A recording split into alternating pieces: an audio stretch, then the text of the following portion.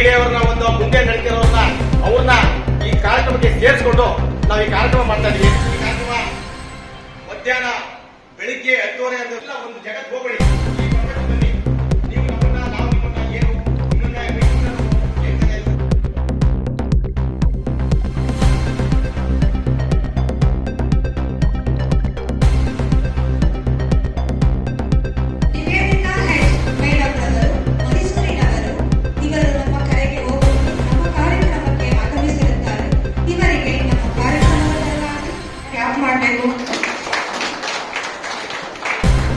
ಧನ್ಯವಾದಗಳು. ಹಾಗೆ ಮತ್ತೋರ್ವರು ನಿತ್ಯಶ್ರೀ ಮೇಡಮ್ ರವರು, ಇವರು ಕೊಳ್ಳೇಗಾಲದ ನಿವಾಸಿಗಳಾಗಿದ್ದು ಇವರಿಗೂ ಕೂಡ ನಮ್ಮ ಕಾರ್ಯಕ್ರಮಕ್ಕೆ ಹೃದಯಪೂರ್ವಕ ಸ್ವಾಗತವನ್ನ ಬಯಸ್ತಾ ಇದ್ದೇವೆ.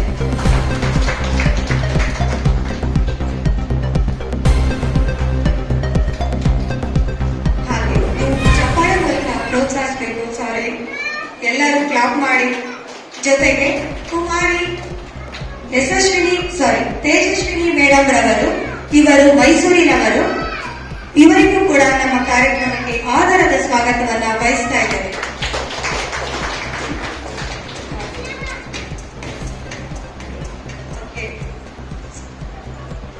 ನಿವೇದಿತಾ ಮೇಡಮ್ ರವರ ತಾಯಿ, ಅವರು ಕೂಡ ನಮ್ಮ ಕಾರ್ಯಕ್ರಮಕ್ಕೆ ಆಗಮಿಸಿದ್ದು. BA ಮೀನಾಕ್ಷಿ ಮೇಡಮ್ ರವರು, ಇವರಿಗೂ ಕೂಡ ನಮ್ಮ ಕಾರ್ಯಕ್ರಮಕ್ಕೆ ಆದರದ ಸ್ವಾಗತವನ್ನ ಬಯಸ್ತಾ ಇದ್ದೇವೆ.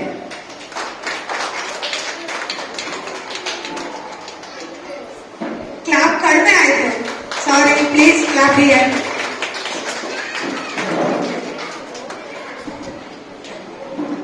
ನೆಕ್ಸ್ಟ್ ಹಾಗೆ ಮಂಗಳಮ್ಮರವರು, ಇವರು ಕೂಡ ಕೊಳ್ಳೇಗಾಲದವರು, ಇವರಿಗೂ ಕೂಡ ನಮ್ಮ ಕಾರ್ಯಕ್ರಮಕ್ಕೆ ಹೃದಯಪೂರ್ವಕ ಸ್ವಾಗತವನ್ನ ಬಯಸ್ತಾ ಇದ್ದೇನೆ. ಇವರಿಗೂ ಕೂಡ ಸ್ವಾಗತವನ್ನ ಬಯಸ್ತಾ ಇದ್ದೇನೆ. ಎಲ್ಲರೂ ಕ್ಲಾಪ್ ಮಾಡಿ ಪ್ಲೀಸ್. ಎಲ್ಲ ಹೂಗುಚ್ಛವನ್ನು ನೀಡಿದಂತಹ ಎಲ್ಲರಿಗೂ ಧನ್ಯವಾದಗಳು. ಹಾಗೆ ನನಗೆ ಸ್ವಾಗತ ಭಾಷಣವನ್ನು ಮಾಡಿದಂತಹ ಮತ್ತೆ ನಮ್ಮ ಕಾರ್ಯಕ್ರಮಕ್ಕೆ ಕೇಂದ್ರ ಬಿಂದು ಅಂದ್ರೆ ನೀವುಗಳು ಮಹಿಳೆಯರು, ನೀವು ಕೂಡ ನಮ್ಮ ಕಾರ್ಯಕ್ರಮಕ್ಕೆ ಆಗಮಿಸಿದ್ದೀರಿ. ನಮ್ಮ ಕರೆಗೆ ಹೋಗ್ಬಿಟ್ಟು ನಿಮಗೂ ಕೂಡ ಎಲ್ಲರಿಗೂ ಆದರದ ಸ್ವಾಗತವನ್ನು ಬಯಸ್ತಾ ಇದ್ದೇನೆ.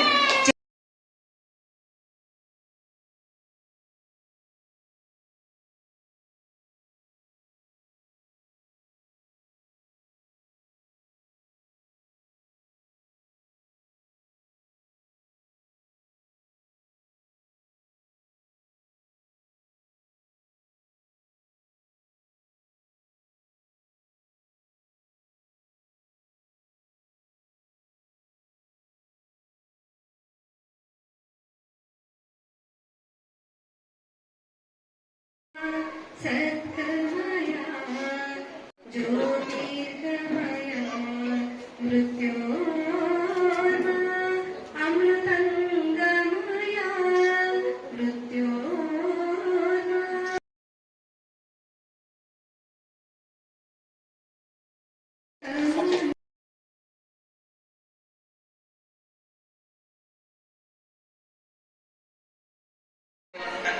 ಸಭೆ ಅದರ ವಿಶ್ವಕರ್ಮ ಮಹಿಳಾ ಬಳಗದಿಂದ ಆಯೋಜಿಸಲ್ಪಟ್ಟಿರುವಂತಹ ಈ ಒಂದು ಸಭೆಯಲ್ಲಿ ನಾನು ಬಂದು ಮಾತಾಡುವಂತಹ ಅವಕಾಶ, ಉದ್ಘಾಟನೆ ಮಾಡುವಂತಹ ಅವಕಾಶ ಸಿಕ್ಕಿರೋದು ನನಗೆ ನಿಜವಾಗ್ಲೂ ತುಂಬಾ ಖುಷಿ ಆಗ್ತಾ ಇದೆ.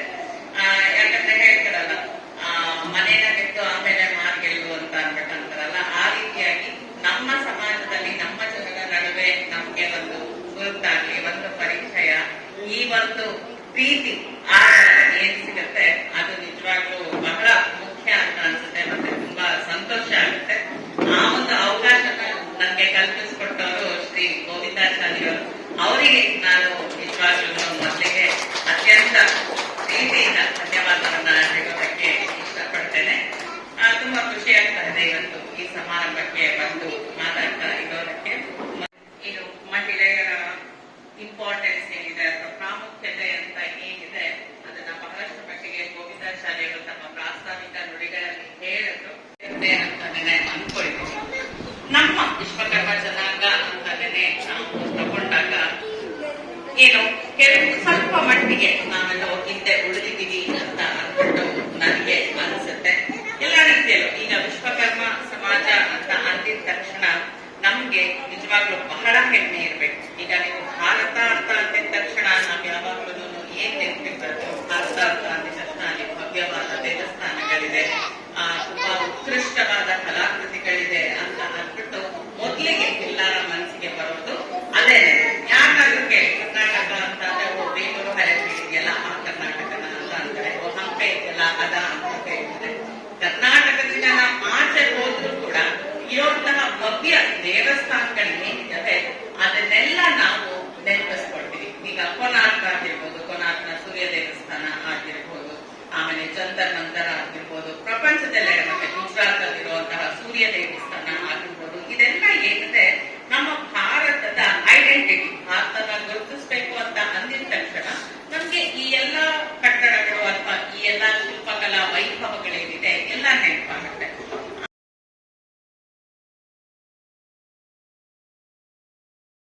ಜನಾಂಗವನ್ನ ಅದರ ಬಗ್ಗೆ ಹೇಳೋದನ್ನ, ಅದರ ಬಗ್ಗೆ ಹೆಮ್ಮೆ ಕೊಡೋದನ್ನ ಬಹುಶಃ ನಾವೆಲ್ಲೂ ನೋಡಿಲ್ಲ ಅಂತ ಅಂದ್ಬಿಟ್ಟೇನೆ ನಾನು ಅನ್ಕೊಳ್ತೀನಿ. ಯಾಕಂದ್ರೆ ಈಗಲೂ ಅಷ್ಟೇ ನಮ್ಗೆ ಜಕಣಾಚಾರಿ ಒಬ್ಬನ ಹೆಸರು ಬಿಟ್ರೆ ಬೇರೆ ಶಿಲ್ಪಗಳ ಹೆಸರೇ ನಮ್ಗೆ ಗೊತ್ತಿಲ್ಲ. ನಾನು ಅದ್ರ ಬಗ್ಗೆ ಕೂಡ ಶಾ ಶೆಟ್ಟರ್ ಅನ್ನೋರು ಒಂದು ಪುಸ್ತಕ ಬರ್ತಿದ್ದಾರೆ, ಸ್ಥಪತಿ ಅಂತ ಅಂದ್ಬಿಟ್ಟು. ಆ ಪುಸ್ತಕ ಓದಿ ಎಷ್ಟು ಆಶ್ಚರ್ಯ ಆಯ್ತು ಅಂತ ಅಂದ್ರೆ ನಮ್ಗೆ ಏನು ಗೊತ್ತಿಲ್ವಲ್ಲ, ನಮ್ಗೆ ಈ ಶಿಲ್ಪಿಗಳ ಬಗ್ಗೆ ಗೊತ್ತಿಲ್ವಲ್ಲ ಅಂತ ಅಂದ್ಬಿಟ್ಟು ಒಂದ್ ರೀತಿ ನಾಚಿಕೆ ಅಂತ ಕೂಡ ಅನ್ನಿಸ್ತು ನನಗೆ. ಅದೇ ಹೇಳೋದು, ಓಕೆ ಬೇಲೂರು ಹಳೆಬೀಡು ನೋಡ್ಕೊಂಡು ಬಂದ, ಓಕೆ ಜಕಣಾಚಾರಿ ಅವರು ಗೊತ್ತು. ಈಗ ಹಂಪೆಗೆ ಹೋಗ್ತೀವಿ, ನೀವು ಬಹಳಷ್ಟು ಜನ ಹಂಪೆಗೆ ಹೋಗಿರ್ತೀರಾ, ಹಂಪೆಗೆ ಹೋದಾಗ ನೋಡಿರ್ತೀರಾ, ಅಲ್ಲಿ ಒಂದು ಸ್ಪಾಟ್ ಅಲ್ಲಿ ನಿಂತ್ಕೊಂಡ್ರೆ ಆ ಹಂಪೆ ಗೋಪುರ ಏನಿದೆ ಅದು ಉಲ್ಟಾ ಕಾಣಿಸುತ್ತೆ ನೆರಳು.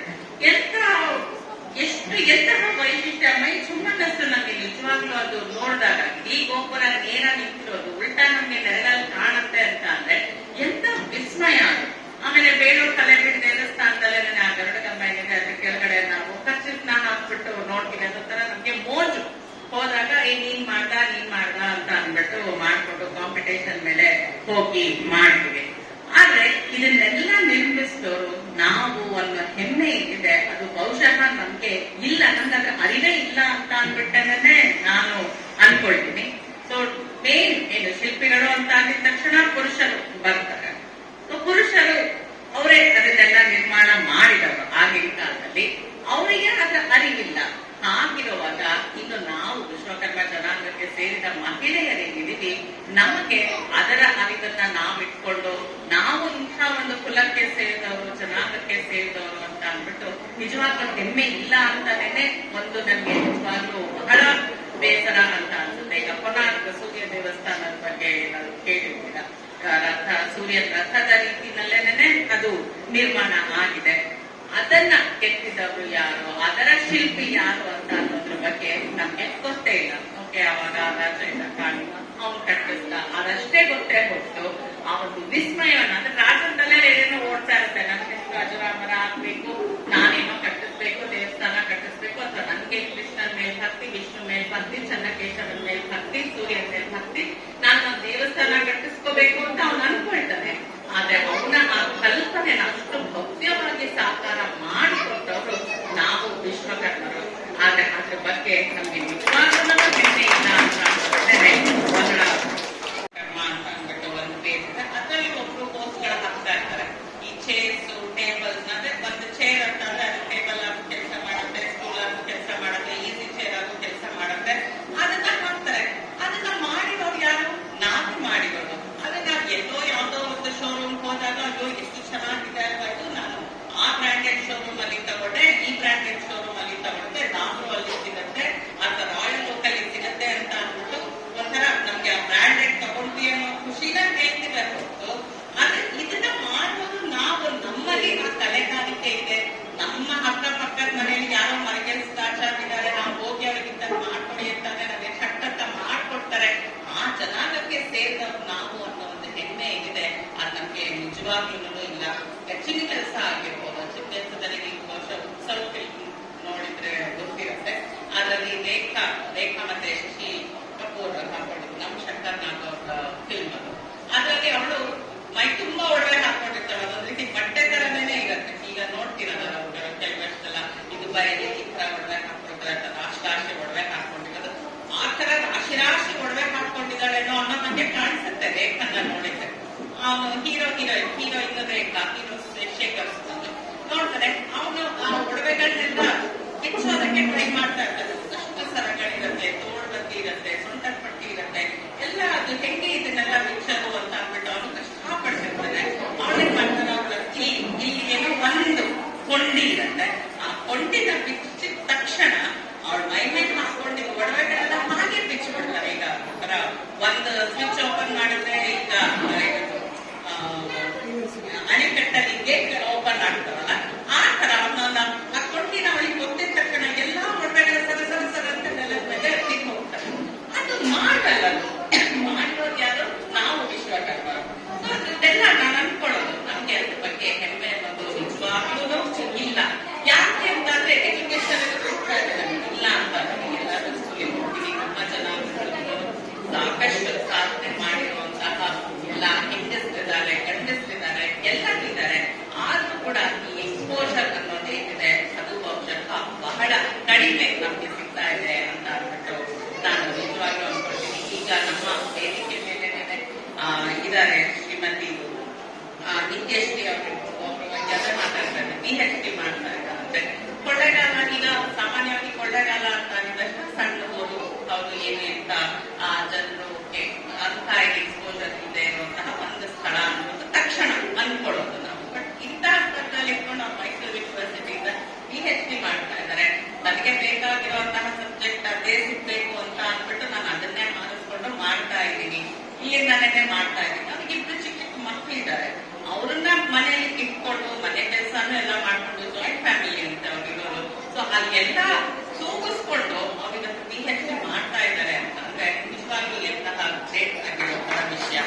ಆದ್ರೆ ಎಷ್ಟು ಜನ ನಮ್ಗೆ ಅದ್ರ ಬಗ್ಗೆ ನಾನು ಹೆಮ್ಮೆ ಇದೆ ಅಂತ ಅನ್ಕೊಳ್ತೀನಿ. ಯಾಕಂದ್ರೆ ನಾವು ವಿಶ್ವಕರ್ಮ ಜನಾಂಗದ ಬಗ್ಗೆ ಏನಿದ್ದೀವಿ, ಇನ್ನ ಆ ಒಂದು ಸಂಕುಚಿತ ವಾತಾವರಣ ಏನಿದೆ ಅದರಿಂದ ಬಹುಶಃ ಹೊರಗೆ ಬಂದಿಲ್ಲ ಅಂತಂದ್ರೆ ನಾನು ಅನ್ಕೊಳ್ತೀನಿ. ಈಗ ನಾನು ಸಾಕಷ್ಟು ಮದುವೆಗಳಿಗೆ ಹೋಗ್ತೀನಿ, ಮುಂಚೆಗಳಿಗೆ ಹೋಗ್ತೀನಿ, ಮತ್ತೊಂದು ಫಂಕ್ಷನ್ಗೆ ಹೋಗ್ತೀನಿ. ಎಲ್ಲಿ ಸಿಕ್ಕಿದ್ರು ಓಕೆ ಈ ವರ್ಷ ಈ ಒಡವೆ ಮಾಡಿಸ್ಕೊಂಡೆ, ಅಕ್ಷಯ ತೃತೀಯದಲ್ಲಿ ನಾನು ಇದು ತಗೊಂಡೆ, ಅದು ತಗೊಂಡೆ, ಆ ಶೋರೂಮಲ್ಲಿ ಇಲ್ಲ ಈ ಸತಿ ಸೀರೆಗೆ ನನ್ನ ಮೈತನ್ ಮಧ್ಯೆಗೆ ಇಲ್ಲ 25,000 ಸೀರೆ ತಗೊಂಡೆ, ಧಾರೆಗೆ ಬೇರೆ ತಗೊಂಡಿದ್ದೀನಿ, ಇದಕ್ಕೆ ಬೇರೆ ತಗೊಂಡಿದ್ದೀನಿ. ಈ ಮಾತುಗಳೇ ಹೊರತು ಯಾರನ್ನೂ ಒಂದ್ ರೀತಿ ಎಜುಕೇಶನ್ಗೆ ಇಂಪಾರ್ಟೆನ್ಸ್ ಇದೆ ಅಂತ ಅಂದ್ಬಿಟ್ಟು ಯಾರನ್ನೂ ಅನ್ಕೊಳ್ಳೋದಿಲ್ಲ. ಇದೇ ಎಜುಕೇಶನ್ ತಗೊಂಡ್ರು ಓಕೆ ಏನಾದ್ರು ಮದ್ವೆ ಆಗ್ಬೇಕಲ್ಲ ಬಿಡು, ಮದ್ವೆ ಮಾಡ್ಲೇಬೇಕಲ್ವಾ ಮಗಳಿಗೆ ಅನ್ನೋದು ಒಂದು ಕೊನೆ ಟ್ಯಾಗ್ ಲೈನ್ ಇದೆ. ನಾವು ಬಹುಶಃ ಮಾತನ್ನ ಮುಗಿಸೋದೇ ಇಲ್ಲ. ಇನ್ನ ಅದೇ ಒಂದು ನೆರಾದಲ್ಲಿ ಅದೇ ಒಂದು ಯುಗದಲ್ಲೇ ಇದೀನಿ ಅಂತ ಅನ್ನೋದು ಒಂದ್ ರೀತಿ ಸ್ವಲ್ಪ ವಿಷಾದ ಅಂತ ಅಂದ್ಬಿಟ್ಟು ನನಗೆ ಅನ್ಸುತ್ತೆ. ಆಮೇಲೆ ಈಗ ಓದೋದು ಅಷ್ಟೇನೆ, ಓದ್ಬೇಕು, ಏನೋ ಮದ್ವೆ ಆಗ್ಬೇಕು, ಒಂದು ಡಿಗ್ರಿ ಮಾಡ್ಬೇಕು ಅಂತ ಅನ್ಕೊಂಡೇನೆ ಓದುವಂತವ್ರು ಬೇಕಾದಷ್ಟು ಜನ ಹೆಣ್ಮಕ್ಳು ಇವತ್ತಿಗೂ ನಮ್ಮ ಜನಾಂಗದಲ್ಲಿದ್ದಾರೆ ಅಂತ ಅಂದ್ಬಿಟ್ಟೇನೆ ನಾನು ಅನ್ಕೊಳ್ತೀನಿ. ಏನೋ ಆಯ್ತು ಮದ್ವೆ ಆಗೋದು, ಗಂಡ ಸಿಗೋವರೆಗೂ ಹೋಗ್ಬೇಕು ಕೆಲ್ಸಕ್ಕೆ, ಹೋಗ್ಬೇಕು ಕಾಲೇಜ್ ಹೋಗ್ಬೇಕು, ಆಯ್ತು ಅಲ್ಲಿವರೆಗೂ ಒಂದು ಕೆಲಸ ಮಾಡ್ತಿರ್ಬೇಕು ಅಂತ ಅಂದ್ಬಿಟ್ಟು ಮಾಡ್ತೀವಿ ಅನ್ನೋದು ಪ್ರಪಂಚ ಎಷ್ಟು ಮುಂದೆ ಹೋಗಿದೆ, ಎಷ್ಟು ನಾಗಾಲೋಟದಲ್ಲಿ ಎಲ್ಲ ಜನ ಸಾಕ್ತಾ ಇದ್ದಾರೆ ಅನ್ನೋದನ್ನ ಬಹುಶಃ ನಾವು ಯಾರು ತಿಳ್ಕೊಳ್ಳೋದಕ್ಕೆ ಪ್ರಯತ್ನ ಪಡ್ತಿಲ್ಲ ಅಂತ ಅಂದ್ಬಿಟ್ಟು ನನ್ಗೆ ಅನ್ಸುತ್ತೆ.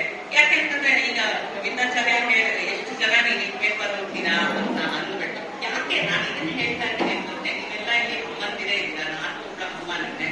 ಹಾಗಾಗಿ ನಾವು ಮಹಿಳೆಯರೇನಿದ್ದೀವಿ ನಮ್ಮ ಕರ್ತವ್ಯನೇ ಆಗುತ್ತೆ ಬಹುಶಃ. ಈಗ ಸಮಾಜ ಏನೇ ಒಂದು ಉತ್ತಮ ಸಮಾಜ ಅಂತ ಅಂದ್ಬಿಟ್ಟು ನಾವೇನ್ ಹೇಳ್ತೀವಿ ಅದಕ್ಕೆ ಹೌದು ಬೆಳೆಸೋದು ತಂದು ಹಾಕ್ತಾರೆ.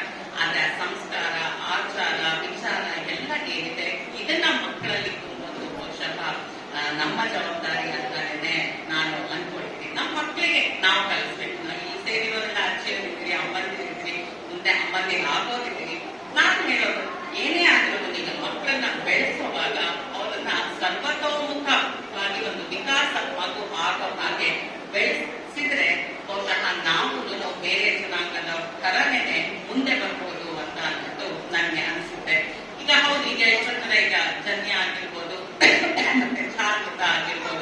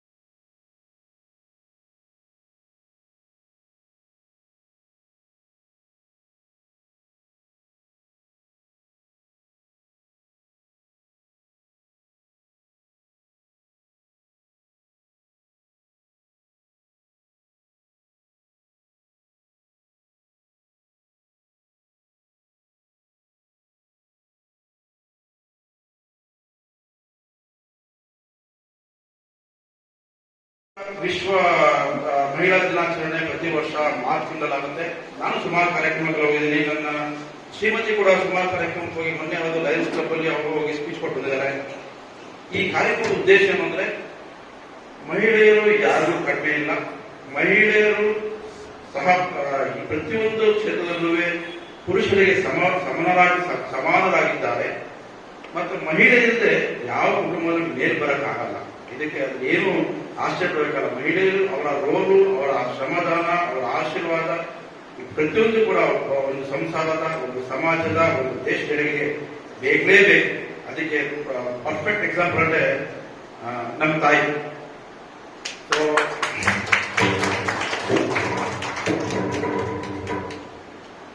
ಸೊ ನಾವೆಷ್ಟು ಬಡತನದಲ್ಲಿದ್ರೂ ಕೂಡ ನಮ್ಮೆಲ್ಲ ಸಾಕಿ ಬೆಳೆಸಿ ಈ ಲೆವೆಲ್ ತರೋದಕ್ಕೆ ನಮ್ಮ ತಾಯಿಯ ಶ್ರಮ, ತ್ಯಾಗ ಎಲ್ಲದಕ್ಕೂ ಕಾರಣ. ಸೊ ಅವರಿಗೆ ಸನ್ಮಾನ ಮಾಡೋದಕ್ಕೆ ಗೋವಿಂದ ಚಾಲಿಯವರಿಗೆ ತುಂಬಾ ಅಭಿನಂದನೆ ಹೇಳ್ತೀನಿ. ಈ ಸಂದರ್ಭದಲ್ಲಿ ನಮ್ಮ ತಾಯಿಗೂ 16 ವರ್ಷ ಆರೋಗ್ಯ ಬದುಕಲಿ ಅಂತ ಭಗವಂತನ ಬೇಡ್ಕೊಳ್ತೀವಿ. ಜೊತೆಗೆ ಇನ್ನೊಬ್ರು ನಮ್ಮ ಮನೆಯ ಪ್ರಮುಖ ವ್ಯಕ್ತಿಯಲ್ಲಿ ನಮ್ಮ ಅತ್ತೆ, ನಮ್ಮ ಸೋದರತೆ ಶಾಂತಮ್ಮನವರು. ಅವರು ಕೂಡ ತುಂಬಾ ಕಷ್ಟಪಟ್ಟು ತುಂಬಾ ಶ್ರಮ ವಹಿಸಿ ಮಕ್ಕಳು ಬೆಳೆಸಿದ್ದಾರೆ. ಅವ್ರಿಗೂ ಈ ಕಾರ್ಯಕ್ರಮಕ್ಕೆ ಸನ್ಮಾನ ಮಾಡಿದ್ದಾರೆ. ಮತ್ತೆ ಈ ಕಾರ್ಯಕ್ರಮ ಸನ್ಮಾನಕ್ಕೆ ಒಳಗಾದ ಪ್ರತಿಯೊಬ್ಬ ಹಿರಿಯ ಮಹಿಳೆಯರಿಗೂ ನನ್ನ ಅನಂತ ನಮಸ್ಕಾರಗಳು. ಅವರ ಆಶೀರ್ವಾದ ಮೇಲೆ ಖಂಡಿತ ಇರಲಿ. ನಮ್ಮ ಸಮಾಜ ಇನ್ನೂ ಚೆನ್ನಾಗಿ ಸಮೃದ್ಧವಾಗಿ ಸಂತೋಷ ಬೆಳೆಯಲಿಕ್ಕೆ ಅವರ ಆಶೀರ್ವಾದಗಳು ಬೇಕು. ಮತ್ತೆ ಮಹಿಳೆಯರು ಅವರಿಗೆ ಇನ್ನೂ ಬಹಳಷ್ಟು ಮಾರ್ಗದರ್ಶನ ಕೊಡಿಸ್ಬೇಕು ಎಲ್ಲರೂ. ಎಸ್ಪೆಷಲಿ ಮಿಡಲ್ ಏಜ್ ಮಹಿಳೆಯರಿಗೆ ಏನಾಗುತ್ತಿದೆ ಅಂದ್ರೆ ಸೋಷಿಯಲ್ ಮೀಡಿಯಾ ಬಂದ್ಮೇಲೆ ಮಹಿಳೆಯರು ಸ್ವಲ್ಪ ಅವರ ಕಾರ್ಯದಕ್ಷತೆ, ಅವರ ಶ್ರಮ, ಅವರ ಸ್ವಲ್ಪ ಶ್ರದ್ಧೆ ಎಲ್ಲ ಕಡಿಮೆ ಆಗ್ತಿದೆ ಅನ್ಕೋತೀನಿ. ಅಂದ್ರೆ ಈಗ ಆಲ್ರೆಡಿ ಮಿಡ್ಲ್ ಏಜ್ ಮಹಿಳೆಯರಲ್ಲಿ ಇದೆಲ್ಲ ತುಂಬಾನೇ ಜಾಸ್ತಿ ಆಕ್ಸಿಡೆಂಟ್ ಜಾಸ್ತಿ ಆಗ್ತಾ ಇದೆ. ಅದೇ ದಾರಿಗೆ ನಮ್ಮ ಜನಾಂಗದ, ನಮ್ಮ ವಿಶ್ವಕರ್ಮ ಸಮಾಜದ ಈ ಮಿಡ್ಲ್ ಏಜ್ ಮಹಿಳೆಯರು ಆ ತರ ಸೋಷಿಯಲ್ ಮೀಡಿಯಾಗೆ ಹೋಗಿ ಕಾಲಹರಣ ಮಾಡೋದನ್ನ ತಪ್ಪಿಸ್ಬೇಕು ಅಂದ್ರೆ ಈ ತರ ಕಾರ್ಯಕ್ರಮಗಳು ಮಾಡಿ ಅವರಿಗೆ ಹುಮ್ಮಸ್ಸು, ಅವರಿಗೆ ಛಲ, ಸಂತೋಷ, ಅವ್ರಿಗೊಂದು ಬಲ ಕೊಡ್ಬೇಕಾಗಿದೆ. ನಮ್ಮೆಲ್ಲ ಪುರುಷರ ಎಜುಕೇಟೆಡ್ ಕ್ಲಾಸ್ ನಮ್ಮ ಜವಾಬ್ದಾರಿ. ಯಾಕಂದ್ರೆ ಈ ನಮ್ಮ ತಾಯಿಯ ಸಮಕಾಲೀನರಾದಂತ ಎಲ್ಲರೂ ಬಹಳಷ್ಟು ಶ್ರಮ ವಹಿಸಿ ಕಷ್ಟಪಟ್ಟು ಅವರ ಮಕ್ಕಳೆಲ್ಲ ದಾರಿ ತಂದಿದ್ದಾರೆ. ಅವ್ರದ್ದೆಲ್ಲ ಒಂದು ಜವಾಬ್ದಾರಿ ತಿಳಿಸಿದ್ದಾರೆ. ಅವ್ರದ್ದೆಲ್ಲ ಆಯ್ತು. ನಮ್ಗೆ ಬೇಕಾದ್ರೆ ನೆಕ್ಸ್ಟ್ ಲೆವೆಲ್ ಬರುವಂತಹ mid age females, mid age ಮಕ್ಕಳು, ಅವರ ಮಕ್ಕಳು, ಅವರೆಲ್ಲ ದಾರಿ ಕೊಡ್ಬೇಕು ಅಂದ್ರೆ ಮಹಿಳೆಯರಿಗೆ ಅವರ ಕರ್ತವ್ಯದ, ಅವರ ಜವಾಬ್ದಾರಿಯನ್ನ ಸ್ವಲ್ಪ ಅರಿವುಗೊಳಿಸಬೇಕು. ಆ ಜವಾಬ್ದಾರಿ ಬಗ್ಗೆ ಸ್ವಲ್ಪ ಅವರಿಗೆ ನಾವೆಲ್ಲರೂ ಕೂಡ ಕೈ ಜೋಡಿಸಬೇಕು ಅಂತ ನನ್ನ ಅಭಿಲಾಷೆ.